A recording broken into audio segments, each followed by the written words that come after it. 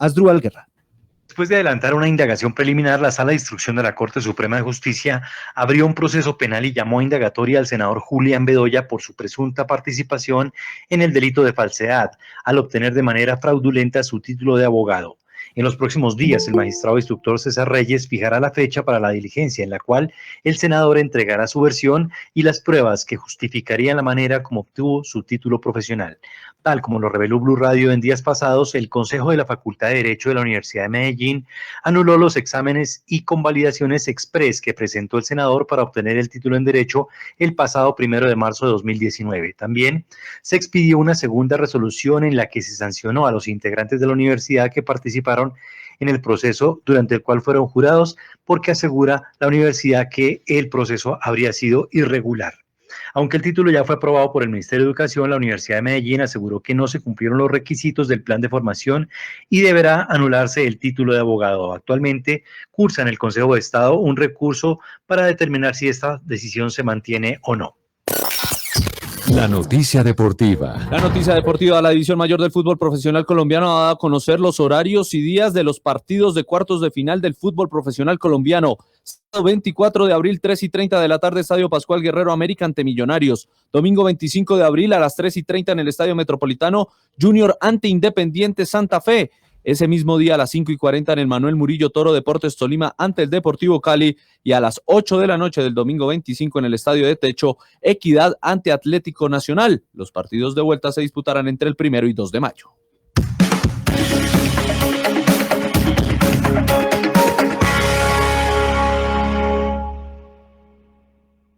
Una señal que se enlaza.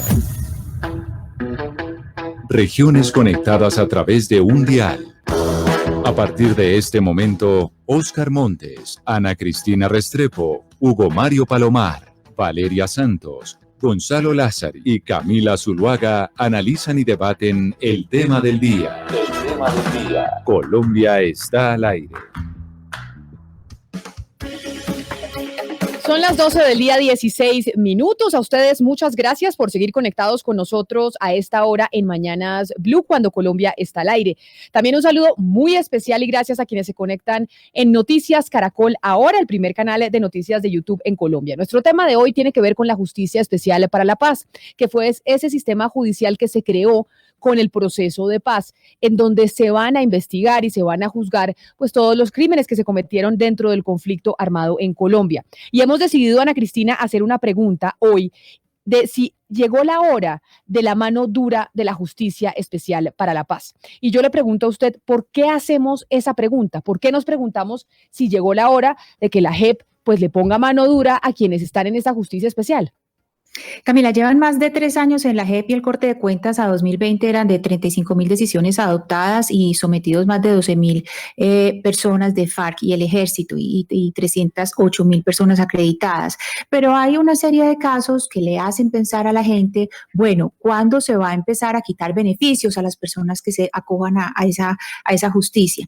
Por ejemplo, hay versiones que no son muy mediáticas en las que han hablado, por ejemplo, personas que eran del DAS, del Ejército, personas que eran del Estado y que en realidad no contribuyen con la verdad, es decir, hablan y son, cuando hablan con los magistrados, son sacando excusas o no dicen la verdad o protegen altos mandos. Y un caso mucho más mediático es el caso del señor Carlos Antonio Lozada, del senador Julián Gallo, pues que él ha hablado en el caso de Álvaro Gómez Hurtado. En un principio generó muchas dudas, el día de hoy hubo un cambio muy importante y es cuando se publica pues que el señor Julián Gallo dice hay unas USB que pueden tener información para esclarecer que las FARC sí fueron autoras del magnicidio de Álvaro Gómez Hurtado. Entonces es por eso que hay personas que dicen, bueno, ¿cuándo se van a empezar a quitar beneficios a las personas que se han acogido a la justicia transicional y que no contribuyan con la verdad?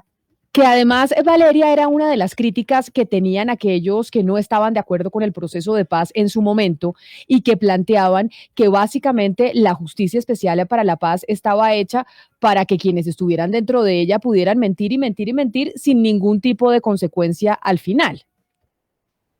Lo que pasa, Camila, es que en el diseño de la Justicia Especial para la Paz quedó que básicamente antes del juicio oral, antes del juicio final, las personas se podían retractar de lo dicho durante todo el proceso de investigación, todo el proceso que estamos viendo en este momento, todo, digamos, lo que estamos en este momento presenciando. Entonces, eso un poco pues desincentiva a las personas de contar la verdad desde el principio, porque ya cuando se ven sometidos a un juicio adversarial, entonces es cuando dicen, bueno, espérese, yo ahora sí cambio la versión. Entonces sería bueno un poco indagar cómo quedó en realidad esto en el marco estructural de la JEP y si es posible entonces que una persona pues mienta, entonces la JEP le diga, usted no está diciendo la verdad, nos vamos a un juicio oral y antes del juicio la persona diga, bueno, entonces ahora sí voy a contar la verdad y siga con beneficios.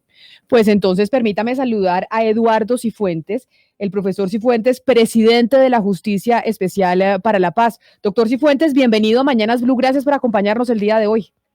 Buenos días, ¿cómo están?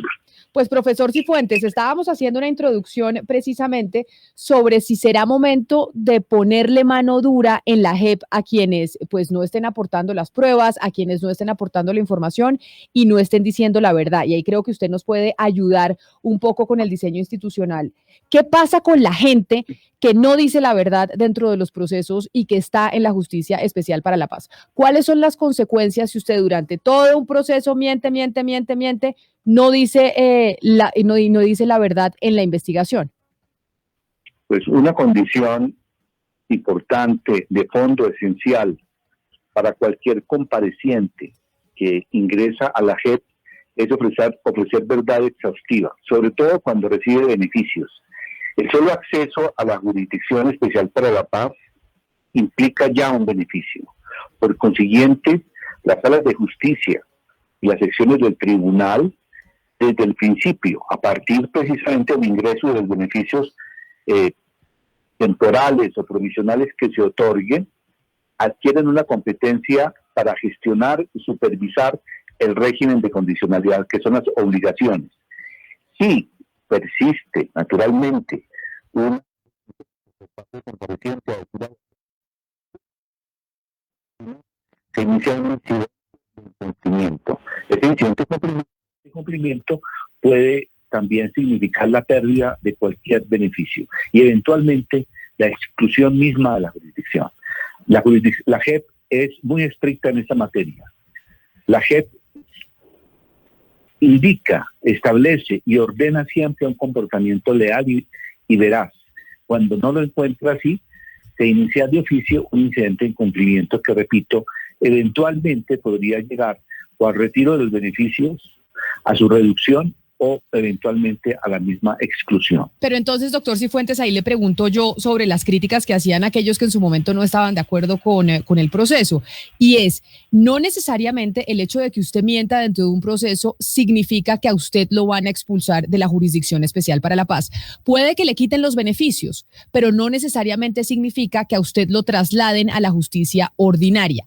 ¿En qué caso, en qué punto se decide, oiga, ¿sabe qué? Esta persona, por cuenta de mentir y de no estar diciendo la verdad, que su compromiso para estar dentro de esta justicia, se le expulsa de la misma?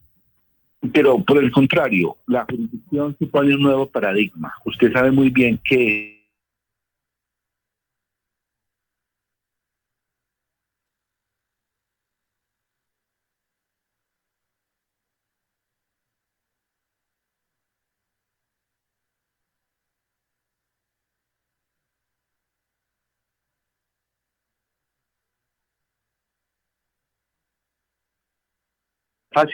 la fase no adversarial, o sea, cuando no está ante un procedimiento penal propiamente dicho, con todas las garantías y los rigores propios de un procedimiento penal, la conducta que se espera es la de colaborar con la justicia y en este sentido ofrecer verdad plena, verdad que es objeto de contrastación, tanto por parte de las víctimas como por parte de la propia jurisdicción. En ese sentido, resulta torpe para un compareciente que busque una solución en una fase no adversarial de no decir la verdad, porque precisamente lo lógico es decir la verdad. Si dice la verdad, si la verdad se contrasta, puede ser objeto de sanciones propias que establece el propio tribunal. Sí. Si no dice la verdad, se va inmediatamente y se puede remitir o al juicio adversarial o tratándose de situaciones extraordinarias, cuando ya no concurran los actores de competencia de la jurisdicción, podría ser excluido definitivamente de la jurisdicción. Pero, doctor Cifuentes, como decía mi compañera Ana Cristina Restrepo en la introducción, hay casos que son muy mediáticos que lleva la Justicia Especial para la Paz, como el caso de la investigación sobre Álvaro Gómez Hurtado y lo que están diciendo las FARC sobre ese magnicidio, y otros que no tanto. Digamos que la información sobre el caso de Álvaro Gómez Hurtado hoy es noticia por cuenta de que el señor Gallo, congresista de las extintas FARC, pues dio una rueda de prensa a partir de las 9 de la mañana diciendo las pruebas que tienen para poder sustentar que ellos sí fueron los responsables del crimen de Álvaro Gómez Hurtado. Hay quienes mencionan que las FARC están mintiendo y hay todo un debate alrededor de ese caso puntual. Yo sé que usted no se puede pronunciar específicamente caso por caso, pero si el señor Lozada, el señor Gallo, estuviese mintiendo sobre esa información que está entregando en el caso de Álvaro Gómez Hurtado, ¿qué pasa? Mire, yo, como usted lo ha señalado, definitivamente no puedo hacer ningún pronunciamiento sobre un procedimiento en curso. En estos eventos realmente tenemos que mantener siempre reserva, discreción y silencio, como magistrados que somos de la sección de apelación del Tribunal para la Paz. Pero simplemente en términos generales le quiero indicar que el deber de lealtad, de compromiso, de sujeción a la Jurisdicción Especial para la Paz supone que cualquier beneficio se pierde, se aminora y se reduce proporcionalmente en la medida en que esa persona, ese sujeto, ese individuo no aporte a la verdad, y más aún, si miente, si defrauda los intereses de la justicia, pues obviamente que se dan las condiciones para iniciar un incidente de incumplimiento. No lo refiero al caso que usted me está preguntando, sino en términos generales, y eso debe ser muy claro. Son incidentes, además, que suponen trámites muy ágiles. La jurisdicción es ágil en esta materia. No puede haber ninguna preocupación por parte de la ciudadanía en el sentido de que la jurisdicción le dé curso, sobre todo en la fase no adversarial, a personas que no colaboran con la justicia, que son desleales con la justicia, que mienten, que distorsionan los hechos. Para esos efectos se ha contemplado este mecanismo del incidente de cumplimiento, que es un incidente que se tramita de una manera ágil. Sí, magistrado Cifuentes, ahí para no referirnos a casos puntuales con nombres puntuales, hablemos de una serie de casos especiales de comparecientes que ya están muy viejos, es decir, cuando ocurrieron los casos por los cuales están en la justicia especial, sucedieron hace mucho. Digamos que a estos comparecientes pues no les queda mucho de vida y de condena, pero es fundamental esa verdad que ellos tienen, eso que ellos pueden hablar ante la magistratura. Estos comparecientes que son tan viejos se escudan en la pandemia para no ir, por supuesto, a las audiencias presenciales, pero entonces en estas audiencias virtuales salen o con excusas médicas o que con mala conexión o dicen que no oyeron la pregunta, o sea, son unas audiencias supremamente complejas por causa de la pandemia y precisamente eso lo usan de excusa. Magistrado, ¿qué se puede hacer en este tipo de audiencias que tienen, digamos, son comparecientes que tienen tanto conocimiento desde hace tanto tiempo, no se pueden vacunar o hacer algo para que puedan continuar los procesos? ¿O qué se hace en ese caso? Bueno, primero tengo que decirle que los crímenes de los cuales es competente la jurisdicción son aquellos cometidos antes del 1 de diciembre de 2016. Estamos hablando de un arco temporal bastante extenso. Todo lo que antecede al 1 de diciembre de 2016.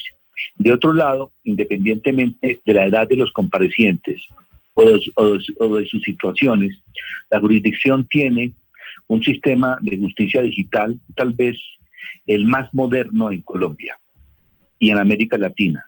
Nosotros hemos generado condiciones en virtud de las cuales no se ha paralizado la administración de justicia por parte de la jurisdicción. Tienen pleno acceso a audiencias y a mecanismos virtuales cuando no se puede llevar a cabo, como en estos últimos tiempos, audiencias de carácter presencial.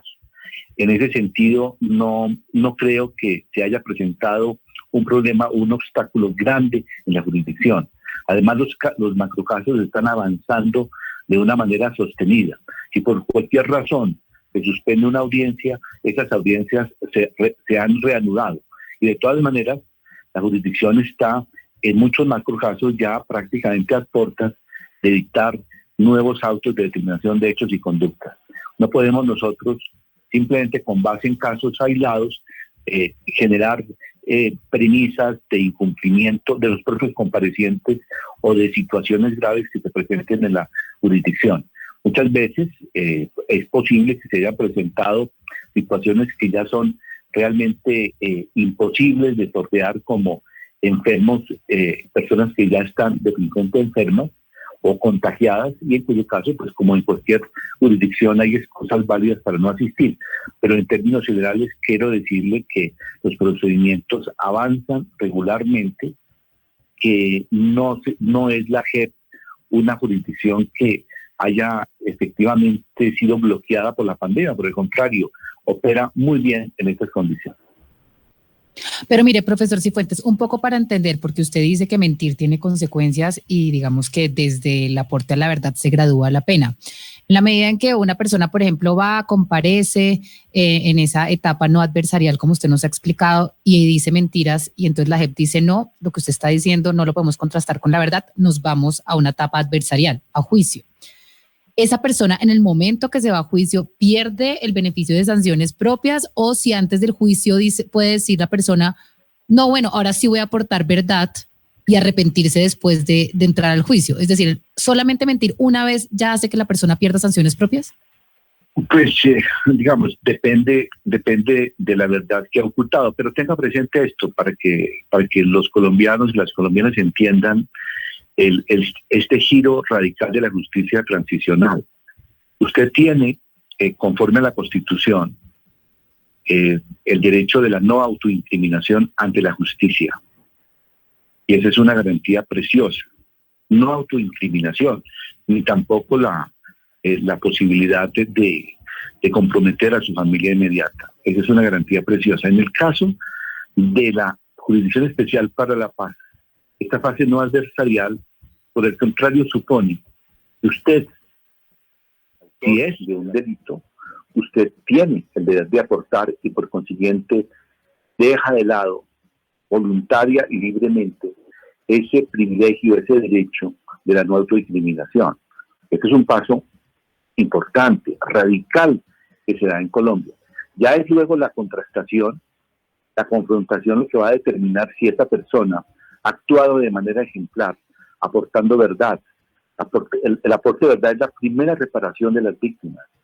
Si cumple toda una serie de requerimientos, podría ser objeto de una sanción propia que no es tampoco un regalo, es una consecuencia negativa, adversa a la persona, supone un reproche, supone una restricción de la libertad para máximo responsable durante 8 años, y supone también trabajos obligatorios para la comunidad y para las víctimas, de modo que no se trata de una sanción que se pueda llamar benigna, de ninguna manera. Pero profesor Cifuentes, pero doctor Cifuentes, mire, la percepción que hay en un sector de la ciudadanía, y se lo digo por lo que nos escribe, por ejemplo, una oyente que se llama Ana María Arboleda Gutiérrez, que dice, pues qué belleza que en la Justicia Especial para la Paz puedan mentir por 3 años, mentir, como le decía mi compañera Valeria, y después retractarse, que el sistema esté estructurado de tal manera que usted pueda mentir todo el tiempo y al final cuando ya le van a poner la sanción, sí decir, ay no, mentiras. Ahora sí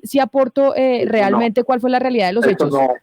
Eso no surge de las normas que aplica la JEP. Uh-huh. Yo creo que hay muchos sectores que emocionalmente están, digamos, siempre en contra de la jurisdicción y la justicia transicional y no toman en consideración las normas. Eso no corresponde al esquema normativo ni a una justicia seria como es la jurisdicción.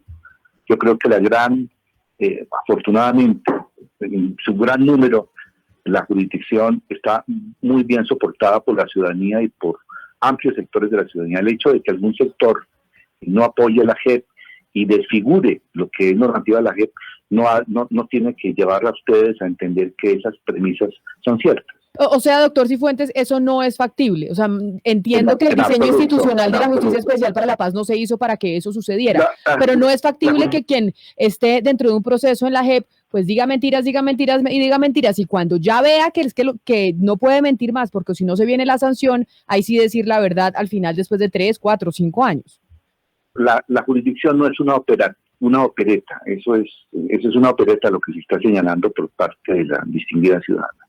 Eso no ocurre en la JEP. Pero mire, profesor, más allá de decir que esto viene de un sector de la oposición, etcétera, sí hay una preocupación legítima por parte de las víctimas, incluso por parte de quienes hemos apoyado el proceso de paz, y es que sí estamos escuchando, como lo contaba Ana Cristina, diferentes testimonios que no corresponden a la verdad de diferentes comparecientes. De hecho, pues en este momento estamos todos esperando a que el grueso de los que se nombran en el auto de determinación de hechos y conductas del caso Macro 01, pues respondan y digan, vamos a ser responsables de absolutamente todo. Pero en este momento sí hay unas preocupaciones legítimas en torno a las víctimas, porque imagínese usted ser una víctima y escuchar estas audiencias y que esas personas cambien de opiniones y digan que no, que sí, que no, que sí, y a estas alturas del paseo, pues la JEP ni siquiera haya tomado una decisión alrededor de ninguna de estas personas que están mintiendo flagrantemente ante la jurisdicción. Entonces, ¿qué le puede decir usted a estas víctimas que están preocupadas de que no están recibiendo aportes de verdad por parte de estos victimarios? Pero yo personalmente no conozco ningún caso como el que usted describe, de una persona que esté repetidamente mintiendo y que luego de varios actos de mentira, súbitamente diga, mentiras, ahora voy a decir la verdad. Esto no ha ocurrido en la jurisdicción. Ahora, lo que se dice por parte de un compareciente o de varios comparecientes se contrasta con las pruebas que se han decretado, se contrasta con lo que surge de la verdad derivada de los miles de expedientes que tiene que examinar la jurisdicción, inclusive con sentencias que se han dictado por parte de la justicia ordinaria. Sí. El cruce de información de diferentes versiones libres y otras versiones que no son que se hacen dentro de la jurisdicción, y solamente al final se puede determinar si efectivamente cuáles son los hechos y las verdades que respaldan esos hechos, y se van a adoptar las decisiones. No tenga la menor duda de que ante casos de mendacidad y defraudación con la justicia se va a actuar con toda la fortaleza para evitar naturalmente que se creen situaciones de beneficio en favor de personas mendaces, personas que defraudan la justicia. No ha ocurrido y tampoco va a ocurrir. Pero mire, magistrado Cifuentes, es que a propósito de lo que usted acaba de decir, me gustaría que nos aclarara alguna posición que existe en torno a los castigos, a las sanciones impuestas por la JEP o que podría imponer la JEP. Y se lo digo concretamente por la expresión del presidente Duque, que él había dicho recientemente que espera que la JEP aplique sanciones proporcionales y efectivas, es un encomillado, proporcionales y efectivas a quienes han cometido delitos de lesa humanidad. Y yo creo que en ese sentido el presidente Duque está interpretando también el sentimiento de un grueso del país, que está esperando sanciones proporcionales y efectivas a quienes cometieron delitos de lesa humanidad. Me gustaría que usted en ese sentido diera una respuesta, magistrado Cifuentes. Las sanciones que impone la JEP y que va a imponer la JEP serán siempre proporcionales y efectivas. Una sanción tiene que ser proporcional a la gravedad de los hechos, proporcional al aporte de verdad, proporcional a la reparación a las víctimas, proporcional a partir de un marco normativo suficientemente denso y extenso, que es el que aplica la jurisdicción. De hecho, como le decía, el Tribunal para la Paz puede imponer penas puramente retributivas de prisión hasta de 20 años, dependiendo de la gravedad de los hechos y naturalmente de la responsabilidad de quienes son considerados después de un proceso responsables claramente de los mismos.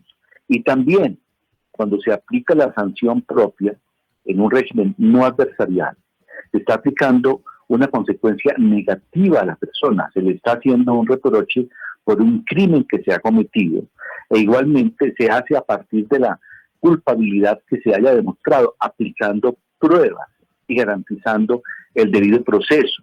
Estas sanciones serán tan efectivas que van a ser objeto de verificación ni más ni menos que por el sistema de Naciones Unidas, a través precisamente de la ampliación del mandato que el presidente Duque le solicitó a Naciones Unidas y que Naciones Unidas acepta con el objeto precisamente de determinar que sean efectivas.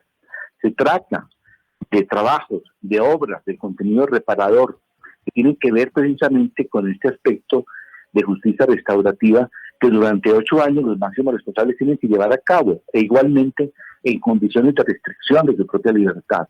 Y esto va a ser objeto de supervisión y objeto de monitoreo. Y son las normas que además están consagradas en las normas.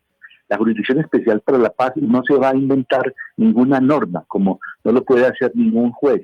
Usted como juez aplica a los hechos verificados a través de la sana crítica de las pruebas que se han decretado y de la contratación que se ha efectuado, las sanciones contempladas en el ordenamiento, contempladas previamente.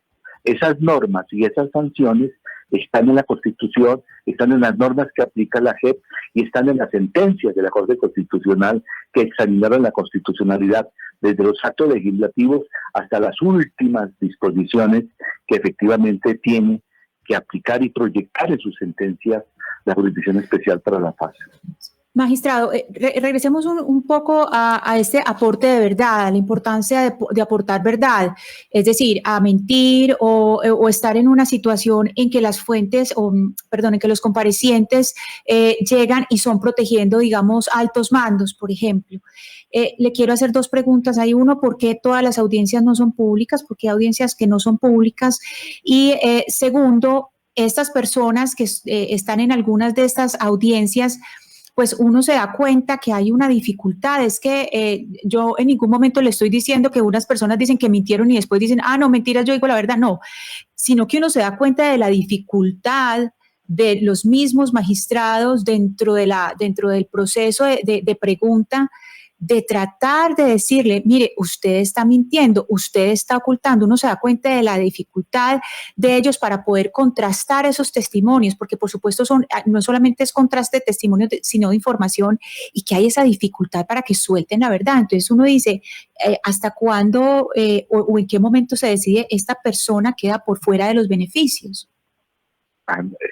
Muy buena pregunta. O sea, cuando generalmente no se trata, primero que todo, la publicidad es la regla general en la jurisdicción, salvo que por ciertas razones pueda quien preside una audiencia considerar que es reservada, pero reservada temporalmente y nunca reservada además para las víctimas acreditadas dentro del proceso y para los propios, naturalmente, comparecientes. Y la regla general ha sido precisamente la publicidad, a diferencia de jurisdicción ordinaria en otros aspectos, pero la publicidad es la regla general. La excepción que se aplica con determinadas causales es una reserva que es puramente temporal o una reserva que se hace en beneficio precisamente de proteger bienes de enorme importancia, sobre todo en casos de violencia sexual y otros, o cuando se trata de asuntos de menores. Eso es una parte. Lo segundo que tengo que precisar tiene que ver con la contrastación. La contrastación es un proceso permanente en la jurisdicción y naturalmente lo lleva a cabo la jurisdicción hasta el momento en que dicta la correspondiente sentencia. No necesariamente es en el espacio de una audiencia cuando el juez tiene que anticipar su juicio final y decir, usted está mintiendo, usted el juez puede preguntar, contrapreguntar. Las víctimas son sujetos protagónicos en la jurisdicción, pueden hacer lo propio y eso es muy valioso, pero es solamente al final, antes de la sentencia, que ya se hace una contrastación completa, se completa ese proceso de contrastación y se puede verificar entonces cuál es la responsabilidad de cada persona, de cada compareciente, de cada presunto infractor. Y es a partir de allí que, con todos los otros elementos probatorios, se dicta la sentencia. Pero también en ese sentido puede ocurrir lo propio en la justicia ordinaria. El juez, de ninguna manera, en la práctica de una prueba que antecede a la sentencia, anticipa cuál es el juicio final que tiene sobre la persona y sobre su responsabilidad. Las revelaciones más polémicas de la JEP recientemente es la que tiene que ver con los falsos positivos. La indagación de la JEP estableció que entre el 2002 y el 2008, pues más de 6.400 personas fueron víctimas de estos llamados falsos positivos. En su momento, el expresidente Uribe puso el grito en el cielo, arremetió contra la Justicia Especial para la Paz. ¿Eso en qué va? ¿Quiénes van a compadecer en ese proceso? ¿Cuándo el país va a conocer una verdad, pues, más clara sobre lo que pasó con los falsos positivos? Bien, precisamente en ese auto se ha señalado lo cual es la metodología a seguir por parte de la sala de reconocimiento. Se destaca allí en qué unidades militares se va a proseguir precisamente con esta investigación, y quiero decirle que ya próximamente comenzarán a dictarse los primeros autos de determinación de hechos y conductas en relación con algunas unidades militares que ya han sido objeto de evaluación exhaustiva. Es en el curso de los próximos meses que conocerán esos primeros autos de determinación de hechos y conductas, e igualmente lo propio será el próximo año. Aspiramos que en estos 2 años podamos concluir con estas investigaciones y se adopten las decisiones correspondientes en materia de ejecuciones extrajudiciales. Doctor Cifuentes, ya que mi compañero Hugo Mario Palomar le dice y le recuerda el tema de los falsos positivos, los ataques que sin duda alguna recibió la Justicia Especial para la Paz desde un sector de la política colombiana, específicamente el partido de gobierno, yo sí quiero preguntarle sobre los ataques que reciben constantemente desde el gobierno y sobre todo en temas financieros. Ahora que estamos adentrándonos en la discusión de una reforma tributaria, la semana pasada el presidente Iván Duque decía: bueno, nos tenemos que apretar el cinturón, y entre otras nos tenemos que apretar el cinturón porque es que resulta que hicimos un proceso de paz para poder generar que ciertos combatientes estuvieran en el Congreso de la República, generar una justicia que cuesta una plata, etcétera, etcétera, etcétera. Y siempre que se habla de la necesidad de plata en el país, pues se le manda su sablazo al proceso de paz y pues principalmente a la JEP, que también cuesta una plata. Sobre esos ataques que se hacen constantemente a la Justicia Especial para la Paz por parte del gobierno, ¿usted ya ha tenido una posibilidad de hablar con el presidente o de hablar con algún representante de su gabinete? En relación con los ataques constantes, es decir, si la Corte Suprema de Justicia recibe ataques constantes del partido del gobierno, pues el presidente de la Corte va y le dice y se sienta con el presidente y dice: oiga, ¿qué es lo que está pasando que recibimos ataques constantes de su gobierno, de su partido? ¿Eso ha pasado con la JEP o no? Pues de todas maneras quiero decirle que la JEP es un órgano judicial independiente y autónomo. Sin duda alguna. Y nosotros colaboramos con el Ejecutivo, y naturalmente que le corresponde al Ejecutivo como obligación propia presentar todos los años el proyecto de presupuesto de la rama judicial y de la jurisdicción. En ese sentido, creo que el Estado colombiano, desde el punto de vista de la instalación, de la puesta en funcionamiento de los distintos mecanismos judiciales de las diferentes jurisdicciones, ha actuado cumpliendo y ciñéndose a los deberes propios del Ejecutivo. O sea, yo creo que Colombia, además, como Estado, en lo que tiene que ver con la JEP, para responder su pregunta, tiene un compromiso, un deber con las víctimas de luchar contra la impunidad y de ofrecer condiciones de verdad, justicia, reparación y no repetición. Para esos efectos, esa justicia se articula a través de la jurisdicción. Yo eso lo entiendo perfectamente, doctor Cifuentes, y tiene usted toda la razón, y que el Estado colombiano está cumpliendo con eso, pero hay una narrativa en la opinión pública que no es así, y una narrativa que alimenta directamente el partido de gobierno y que alimentan desde el gobierno nacional. Y por eso yo le pregunto a usted, como presidente de la Justicia Especial para la Paz, cuando ve esa narrativa que se alimenta ante la opinión pública de ataque al tribunal que usted representa, ¿qué opina? ¿Y si ha hablado directamente con el gobierno nacional, o simplemente esos ataques se dejan pasar y no se hace nada? Pues realmente a mí no me distrae esa narrativa. Nosotros estamos obsesivamente buscando cumplir con nuestra misión de justicia, adelantar las investigaciones de estos crímenes tan graves que se cometieron en el conflicto armado interno, y no podemos realmente estar pendientes de lo que un sector de la opinión pública, político, esté permanentemente pensando o señalando o denostando de la jurisdicción. Yo creo que estamos hablando con hechos reales.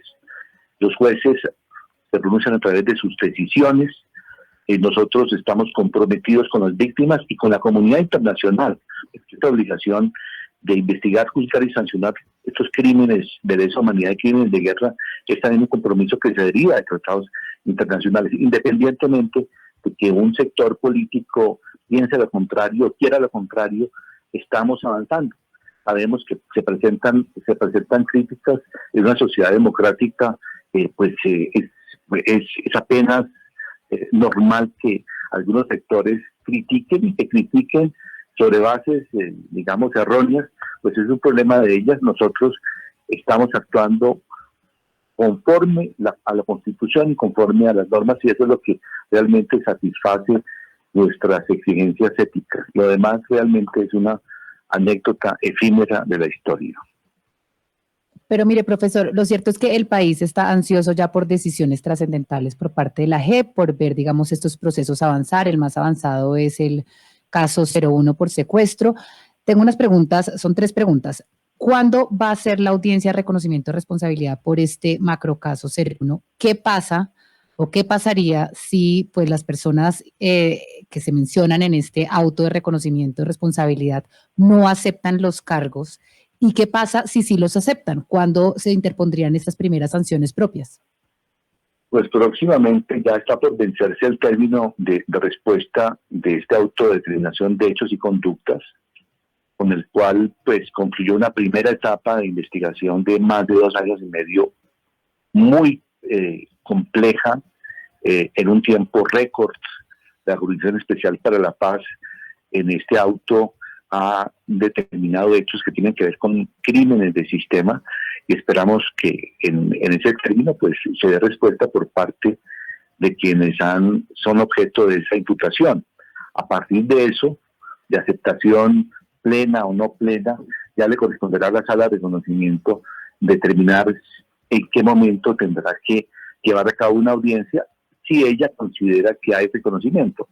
Si considera que no hay reconocimiento, pues seguirá adelante y adoptará la decisión pertinente. Yo creo que en el curso de estos meses tendremos allí un desenlace judicial de enorme importancia. Magistrados y Fuentes, dentro de esa interacción democrática de la que usted está hablando, de críticas a la jurisdicción, hay una presión muy fuerte desde los territorios y también de colectivos de mujeres para que se abra un caso 08 que sería de violencia sexual en el marco del conflicto armado. ¿Cuándo podemos esperar que se abra este macrocaso y si sí se va a abrir o no? Yo creo que eso se va, digamos, esa es una... Siempre hemos escuchado ese clamor, se han presentado informes en ese sentido. En los 7 macrocasos abiertos, esta es una materia que se ha señalado que es transversal, pero igualmente se ha abierto una línea de investigación en esa materia. La sala de reconocimiento próximamente va a tomar una determinación sobre el particular. Magistrados y Fuentes, el senador Gallo acaba de hacer una declaración que llama mucho la atención sobre lo que había dicho en su momento la ex senadora Piedad Córdoba, a propósito del magnicidio del doctor Álvaro Gómez. Él sostiene que ella está mintiendo y que está encubriendo a alguien o a algunas otras personas. En ese caso, la JEP la va a citar a ella directamente para que entregue una versión de lo que está afirmando el señor Gallo. Le corresponde a la sala de reconocimiento tomar cualquier determinación al respecto. Sí, le quisiera preguntar por el caso de Buenaventura y el Estero San Antonio. Usted ya se ha manifestado al respecto, que nos explique un poco la determinación que se acaba de tomar frente a la posibilidad de estudiar medidas cautelares y cuál es el paso a seguir en ese lugar. Sí, en Buenaventura es una situación dramática, o mejor, una tragedia en materia de derechos humanos. Primero, en relación con la situación general de Buenaventura, que tiene que ver con la unidad de búsqueda de personas dadas por desaparecidas, que tiene que ver con la Comisión de Esclarecimiento para la Verdad y con la Jurisdicción Especial para la Paz. Hemos unido esfuerzos para el ejercicio pleno de nuestras competencias en materia de búsqueda de verdad, justicia, reparación y no repetición. Y ese es un punto muy importante. Son los 3 componentes del sistema que hemos decidido concentrar nuestros esfuerzos ejercer la plenitud de nuestras competencias en Buenaventura, por todos los antecedentes y porque efectivamente estos tres componentes del sistema tienen mucho que ver con el esclarecimiento y la reparación de víctimas allí.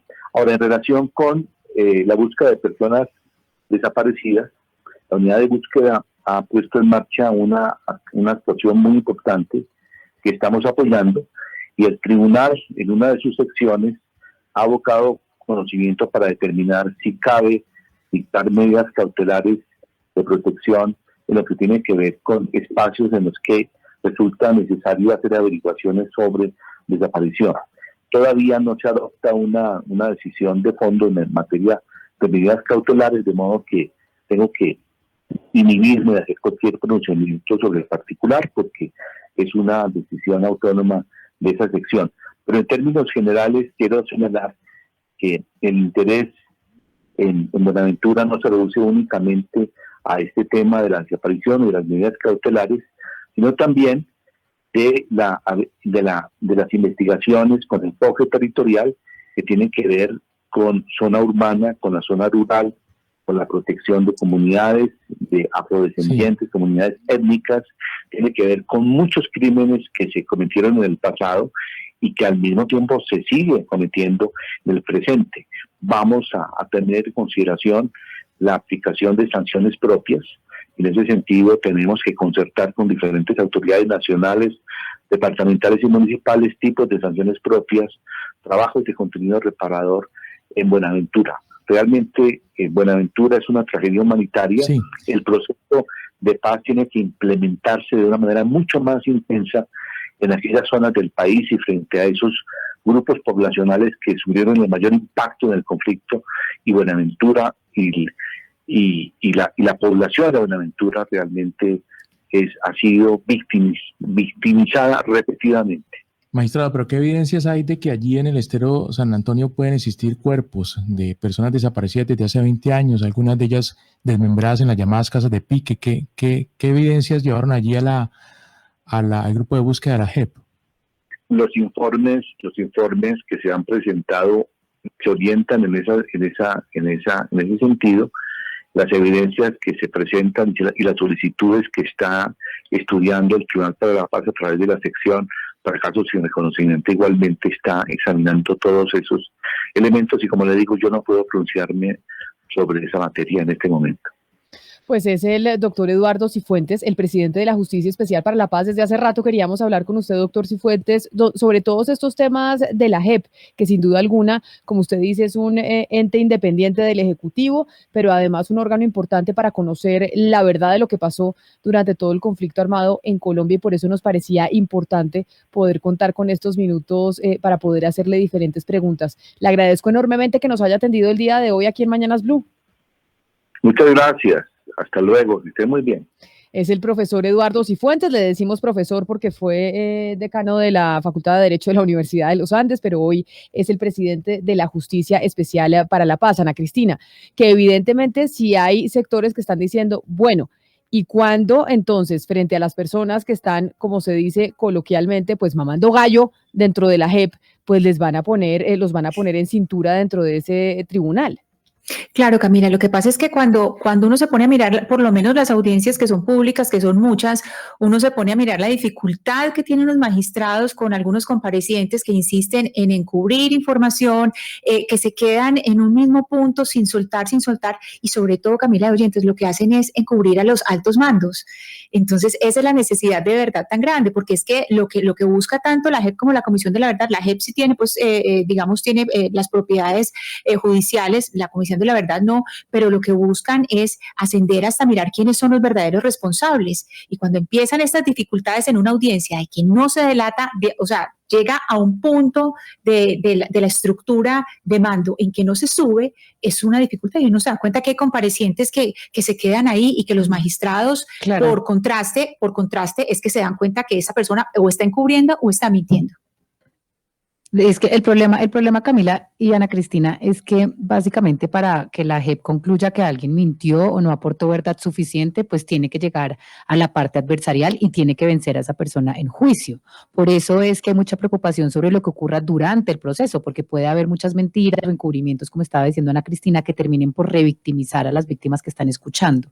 Y eso no va a poder ser vencido sino hasta que no sea vencido en juicio, es decir, en unos años. Entonces esas mentiras pueden quedar un poco en el aire. Ese es lo complicado, que pues usted necesita probar en una audiencia que la persona mintió. Entonces eso es lo que hay alrededor del aporte de verdad, que es un poco preocupante, pero pues que responde a las normas fundamentales de cómo funciona el derecho penal aquí y en todos lados del mundo y la justicia transicional.